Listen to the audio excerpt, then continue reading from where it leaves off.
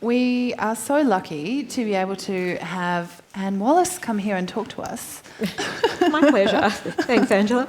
And think about some of these, the ways that perhaps some of the concepts that we've talked about within the lecture might, kind of play out aspects of those within your work. I mean, maybe my first question would be, do you think of modernism as an ongoing project?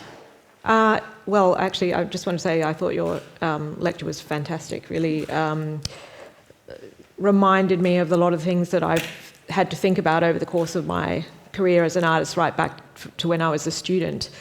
Because, and I always feel really uncomfortable when I hear about how certain artists in the past, such as the Angry Penguin, how they denigrated abstraction and those kind of progressive avant-garde things.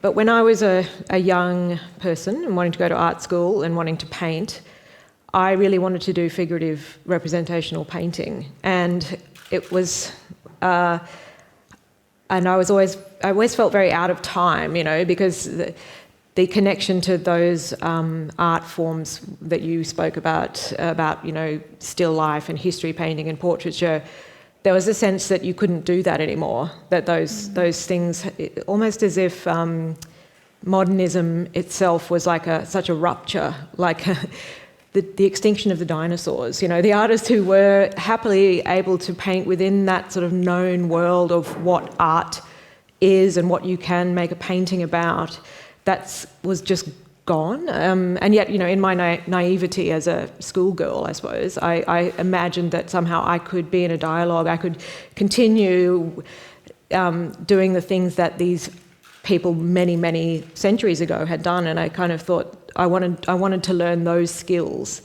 and because to me there was a sort of magic in making something look so realistic. But at the same time, I was also then became very aware that I didn't like people who only sort of venerated technique and who would say of abstraction, or someone like Grace Crowley's work, this is rubbish, my child could do that. It's such a sort of, so many strong emotions coming out, and so it's weirdly politicising art, where, if you wanted to be a figurative painter, I always felt that people must consider me to be very conservative and reactionary, because the avant-garde was something completely different. And so, yeah, I mean, those things are always there. And I don't know which artist. I suppose if you didn't want to be producing work within a medium that is so old, then maybe you don't have to have those kind of self-doubting moments. But certainly it's been a feature of my work from the beginning. Yeah, right. So the sense of a history weighing on your shoulders, and every time you sit in front of a new canvas, just that's behind or in a way also feeling very, very disconnected from that, wanting in a way to be connected to that, like trying to imagine what it would have been like to make paintings in the 1700s. And I love all of those, old paintings. But that world is gone, and there's no denying that modernism, as you showed it to us, has changed everything. So although you said something about how after modernism the past is like an archive that you can, and I think that's very true. You can refer to things from the past, but you're doing it from a perspective that is totally informed by the contemporary world. Yeah, but it's... I mean, I suppose this is the earliest work by you in the collection. It's pretty old. Yeah, 1993, is it, I think? Yeah, 1993. So you were still in Brisbane, you hadn't gone to London at that stage, is that right? No, yeah. But already you are... it's a contemporary world that you're situating your figures within, and then there's often this kind of sense of drama that's unfolding and quite mysterious. So that seems to be a space where you carved out for yourself pretty early. Yeah, I mean, in a way, I think I remember looking at Blackman's pictures of schoolgirls. and then I guess I wanted to do my own. And I think from quite an early point, I wanted to do work that was, kind of almost like protest paintings, and I suppose, from a feminist perspective. So she's plunging a knife into the unicorn, and the title of the painting is Virgins, because in mythology, the only person who can sort of tame a unicorn is a virgin. And that beautiful Bayeux tapestry, not Bayeux, the tapestry in Paris, but I actually also found the whole symbolism of that deeply disturbing. So I guess I was using old-fashioned and traditional medium, but trying to do it in a way that was not rearguard and old-fashioned, And so then you go to London. London, that's right. Yeah. And you study at the Slade School, which is like consider the roll call of artists that you were talking about earlier, because some Australians did go there, and it's really fascinating. I chose the Slade because it's got such a history, and it's some of my favourite artists study there, Stanley Spencer and people like that. So I remember when I did this one, I was still at the stage in my work where I had to really be brave to sort of dare myself to do it. I had the image in my mind and I wanted to do it. I mean, of course, it's kind of ridiculous when you consider what people have already painted, Hieronymus Bosch or all the ancient times, but also contemporary films and gory, splatterfest films and stuff like that. So it shouldn't have been so hard, but it actually was hard to do. I think painting pictures can really, if it's a sort of investment of yourself, and so I remember painting it and people were just like, oh my God, yuck, you can't do that, or some of the younger blokes in my year at the Slade, surprisingly. They just didn't like it. Anyway, so what? It's a disturbing picture. It's right up there. Like, it really is. And I mean, that's an achievement, I think. Good, I hope so. Yeah. Do you use models? I did. I used, my sister actually was over in London, and she was frequently my model. Poor Miranda. I concocted this kind of, substance, like fake blood. Of course, I didn't know how you could just go out and buy it at a props shop or store, so I think I mixed up some tomato sauce and soy sauce and dribbled it down her legs, and it was really cold in this horrible flat we were living in.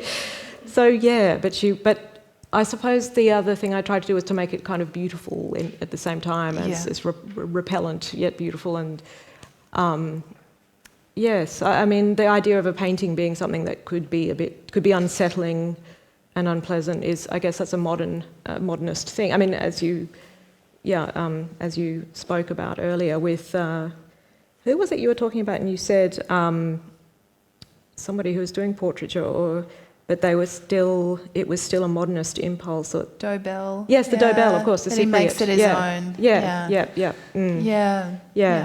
I know. What a poor artist. I mean, it ruined him. Yeah. I guess his sensibility as a person was not robust enough to take that kind of public humiliation. And it's fascinating to hear about the lives of some of those artists you showed us, like John Peter Russell. How amazing that he was there when Matisse was a young artist. Yeah. And why was it that his work took so long, do you think, to become sort of as valued here in Australia as it did? Maybe by the time he came to Sydney, it was considered that work was just retrograde and people were just moved on. But there was a real rediscovery of Russell. And I think Anne Galbally was probably one of the most, kind of did a master's or PhD thesis on him, and then there was this incredible kind of discovery of...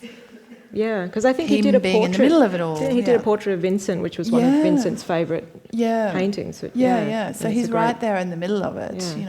Which is amazing. But he was quite wealthy, so he would have lent Vincent van Gogh money. Artists would have flocked to him because it's like, well, being well off, you know. And he was hospitable, wasn't he? Didn't he? Yes, kind of, like, apparently host so. people? It was very, very. Come and spend some time on the island. Nice. Yeah. So, I mean, this is not a portrait as such, but these are all very mysterious kinds of narrative. I mean, you allude to narrative within your works, but it's often a very disrupted or mysterious in terms of motivations and things like that. Is that what you set out to do? Do you are these images from the unconscious, or are they carefully crafted? Good question. I mean, on some level, I think they are from my unconscious, but it's funny, the process of working out what I will actually paint, I usually, ideas will come into my mind and they'll just sort of sit there and kind of marinate for a long time, and then it's only sometimes once I start doing the painting that I realise how I want it to be and what sort of kind of mood or whatever it is that I want it to convey, and that's when it kind of becomes much more constructed. And in fact, what I can compare the work in a way to, in a strange kind of way, almost like collage, in that I'll have an image of something and it's another thing, another component in the painting that changes or alters that, so that, you know, it's a surrealist device. It's like the juxtaposition of different images, and that creates another meaning. Yeah. Often really interesting things in terms of like light sources, and you play with Do you use photography as source images sometimes? I mean, it'd be hard to. Yes. Like I do. Yes, I do. I do. I mean, I have a huge repository of photographs that I've taken over the years, and I keep them all kind of in folders. And I think I probably would have, you know, had an image of a figure in a swimsuit, which I then kind of changed. This one was part of a little a series of about 10, I think I did, which were the titles were all based on phrases from the Hoagie Carmichael song Stardust. So that was in a way that, I mean, it's kind of odd, I know, but I sometimes take that as the way to organise the pictures, like to start with something almost as arbitrary as that. It's also, when you're a painter, when you no longer are living in a world where you can just paint portraits and still lifes and history paintings in the way that you once could, and, you know, that was a very decent profession. You can't really do that anymore. I mean, art's moved on. So often you don't have that sense of authority. So you have to invent arbitrary reasons for even making pictures a certain size. Like, why would you paint something on this kind of sized canvas, and why not a huge one? I mean, I don't know. It's. And you're a kind of easel painter? Yeah. You tend to work on an easel? Increasingly so. Yeah? When I was younger, I didn't. I painted very large paintings, and there's a kind of snobbery about easel painting, that it's just, you know, conservative. And so, no, but I do. I mean, easels are a very good piece of equipment. I don't think they've invented anything else that works quite so well. And you always work with oil on canvas? You don't use acrylics? Yeah. No, I've tried acrylics, but they're not. I love the kind of malleability of oil paint, the way it doesn't just dry and you can't change it. It's quite an unwieldy substance, but it works very well sometimes when you. Yeah. Did you learn that as a kind of technique at the Slade? Is that what that was good for, those technical kinds of skills? Actually, no. I really learned that much earlier here when I studied at QUT, and I was taught by William Robinson. Wow. And he, luckily for me, was a very painterly painter, and he wanted to teach all of us first-year students the basics of painting. So he was considered at that time to be a very old-fashioned teacher, and luckily it suited me. But there were some unfortunate students there who would have had a horrible time because they didn't want to be painting still lifes. They wanted to be doing something else. But he taught us, I think, he gave us a very rigorous training in all of that. But there was also this sense that, you know, once you'd learnt how to use painting, you learnt how to basically do realistic observational stuff, then you would probably move on and do something else. So it was really very confusing, because most people just jettisoned that, and by second and third year they were making videos or doing something completely different. And a small group of people just kept doing the painting with a sort of ever-increasing sense of irrelevance. And when I went to the Slade, actually, I think I chose it because I knew that it had that history of very traditional grounding in technique, but that had, again, was no longer the case. It was a much more progressive art school when I went there, and there were people, like the painting department, postgraduate painting, very few people were actually painting.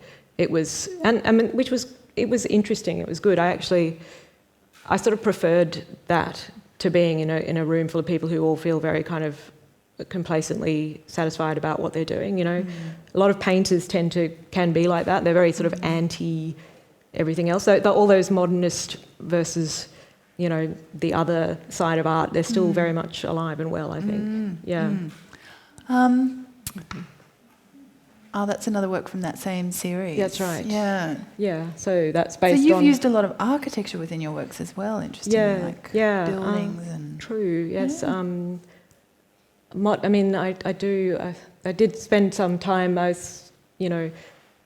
haven't really spent any time in Los Angeles, but kind of I'm very taken with LA and just Hollywood, that sort of whole crucible of imagery and the sort of where dreams are made into, movies and all that sort of stuff is just such a fascinating, but also the darker side of it, and detective novels that are set there and all that. I mean, I guess I was obsessed a little bit with it for a while. And of course, in some famous movies, this house has been featured. It's called the Stahl House, and it looks out over, Hollywood and the greater Los Angeles. And I've depicted it with bats coming out, even though as a modernist house, it doesn't have a ceiling cavity, as opposed to the old-fashioned houses that I grew up in a house with a cavity roof, and where you can sort of imagine things being hidden away, whereas this is a sort of bright new utopian image of everything's exposed to the light. There's no dark neuroses to be covered or that lurk.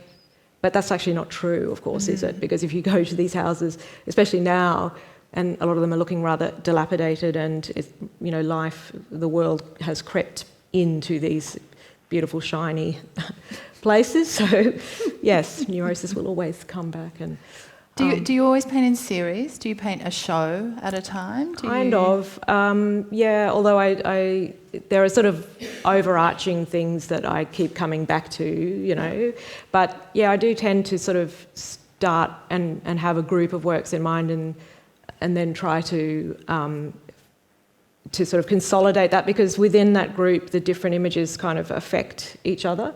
So it's very funny. It's strange. I guess I am. The show is the work in a sense, and once it's dispersed, it's kind of odd. It doesn't. The individual works, when they're standing on their own, they sort of, I don't know, they change because they don't have that association with the others. Yeah, that's right. Yeah. Yep. And this work, of course, is from a series that you did surrounding the Wollston Park. Yeah, this was quite Hospital. a different sort of point of departure for me. Yeah. I don't really do portraits. I have done a couple of portraits, but it's such a tricky genre to work in.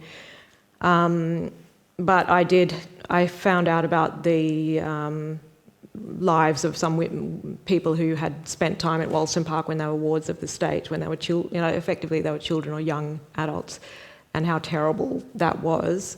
There was a Museum of Brisbane show about it, actually, and I just happened to stray into... And I was fascinated by the Wollston Park Hospital, which is on the Brisbane River, and I used to, I guess, have this, like most people think of asylums and things as being, oh gosh, a bit of a frisson of excitement that it's a horrible, horrifying place, and thank God we're not, having to be there. But the reality of those places is a lot of people ended up there who shouldn't have been there, or or we could all be there. I get there, but for the grace of God, etc. And so I met Sue and I painted her, and that was an attempt actually to try to garner some publicity for those women who were then they were seeking compensation from the Queensland government. So it's a political work. It is a political work. Yeah. It is, and in a guise that hopefully would sort of encourage, make people want to know what the story was behind it. Yeah, because it's with work like that, you have to be subtle, I think. Yeah. Yeah. When you were growing, so you were born in Brisbane, you grew up here. Yep. Did you spend a lot of time at the gallery as a child? Yes, we did. Not a great deal of time, but I do remember I have a very strong memory of the Modern Masters show that came here when I don't know how I might have been. I might have been in high school, but I was young. Yeah, and my parents bought some prints from that. We had some Bonnard prints on the wall. I grew up with Margaret Preston prints from the shop. Yeah, it was always a great treat to come to the gallery. Yeah, but I don't know. I didn't really. I wasn't hanging out here like some people when they're young do. Especially not now. I mean, now when it's got all this stuff for kids to do. Yeah, it's very different. Yeah. Were there any works in the collection that piqued your interest? Do you remember from that time, or is it? I did love that one of that Dobell, the Cypriot. Was very striking. Yeah, I was drawn more to those kind of figurative works, and I suppose I didn't spend a great deal of time with the older Australian collection, which is a shame. And I probably didn't know how to understand things like the Ralph Balson, which that painting is amazing and so beautiful. And understanding the context helps in a way to understand those kinds of works so much better. Yeah. I mean, I suppose surrealism would be one of the strands in which you kind of work within. Has that been a conscious motif or a theme to work through, or is? Well, I don't know. I mean, sometimes I think surrealism is such it's so all pervasive. It's not even really. It's a style of thinking about things rather than I think. Because one thing I find interesting going to the gallery and hearing you talking as well is the way that artists form groups and of like-minded artists, and they work with this sort of common, almost like a zeal about something. I've never felt that way ever. And the notion of writing a manifesto and all that, I mean, it's amazing. I guess it is very, it is kind of very interesting to know that in Australia we kind of were so, I mean, I suppose even when Jackson Pollock's Blue Poles came, there was so much terrible negativity about that. There's a struggle. It's kind of embarrassing, isn't it, to know that. But I suppose when Malevich did that square in 1913, he wouldn't have been being celebrated in Russia, was he? He was like, no. People thought that he was crazy. He was crazy. Yeah. And because especially he put it in the corner of like it was an installation. He put it in the corner of the room up high. I didn't mention that. In the place where the icon, the religious Russian icon would have sat. So even more kind of radical. And but I think that in Australia there's not that sense of, kind of iconoclastic sense of needing to destroy the past in a way. Well, it's the reverse. Like everyone's trying to let's create not, something. Yeah. But I was going to ask you something. About the Danga. Anne Danga, and she was actually contacted by Glaze. That was. How did that happen? Crowley had been studying with Glaze, and I think maybe Danga had written some letters. There's this amazing book between Crowley of letters that's been published in the last 10 years or so between Crowley and Dangar, their letters to each other. And there's, I think Anne Dangar seems to be, she was always having to push things. So I suspect she wrote to Glaser and said, I'm interested in your work. You seem to be, and he said, well, come join my commune. Oh, okay, yeah. And it was a bit like that too, and had its own issues. I think he sat at the very top, there was the workers. And, there's a lot of that kind of utopian alternative communities and things like that. But it's interesting, that one, because it seems like there was the Christianity and but there was also kind of Celtic paganistic kind of motifs. Wow. Like it was this whole melding of things. What about the Tucker? That was very interesting, very obviously, and it sort of also ties in with the Margaret Ollie's that you showed at the end, the representations of female bodies. Yeah. I didn't realise that Tucker had been a war painter or painted working as... Yes, I don't think he actually went to war, but he was based in the hospital and you're an artist, you can document these injuries. Because actually it's Henry Tonks, who is very well known at the Slade. Of course. And he did that. He painted these very realistic images of men whose half their faces were missing. And then, just amazing, really, really incredible portraits. They're in the Imperial War Museum, and so Tucker was doing the same. Similar kind of thing. But it's really his depiction of women as almost being like, raw meat. I mean, he didn't really paint men like that, did he? In that same way. No, I mean the soldiers are kind of these looming presences. There's a whole series of those works. The soldiers are the looming presences, but it seems that the women are these kind of, I do remember seeing them when I was younger, when I was a kid, the Tucker. And I must say, I actually really, I suppose I just find those German surrealists really fascinating.